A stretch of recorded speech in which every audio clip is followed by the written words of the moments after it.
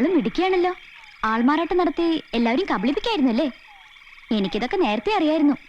എന്റെ കുഞ്ഞെ, ഇതൊന്നും മനഃപൂർവ്വമല്ല കേട്ടാ. അത് ഞാൻ ഇവിടെ ജീവിക്കാനുള്ള കൊതി കൊണ്ട് ചെയ്തു പോയതാണ്. മാപ്പാക്കണം. മുത്തശ്ശി അറിഞ്ഞ എന്താ സ്ഥിതി എന്ന് അറിയാലോ. കർത്താവിനെ ഓർത്ത് ഇത് ആരോടും പറയല്ല്. ഞാൻ നിങ്ങക്കടെ കാല് പിടിക്കാം. അതൊന്നും വേണ്ട. ആ തകിട് അവിടെ വെച്ചിട്ട് ഇങ്ങ് അടുത്ത് വാ, ചോദിക്കട്ടെ. അയ്യോ കുഞ്ഞെ, ഇത് താഴെ വയ്ക്കാനോ കൈമാറാനോ പാടില്ലെന്നാണ് പറഞ്ഞേക്കണത് കേട്ടാ. അത് സന്യാസി ആണെങ്കിലാ. അന്യജാതിയിൽപ്പെട്ട ഒരു സ്ത്രീയുടെ കയ്യിലായപ്പോ തന്നെ ആചാരങ്ങളൊക്കെ തെറ്റിയില്ലേ? സംശയമുണ്ട്, നമുക്ക് മുത്തശ്ശിയോട് ചോദിക്കാം. അയ്യോ വേണ്ട കുഞ്ഞെ, ഞാൻ അങ്ങോട്ട് വരാം. ഇത് ഇങ്ങോട്ട് വെച്ചേക്കട്ടാ.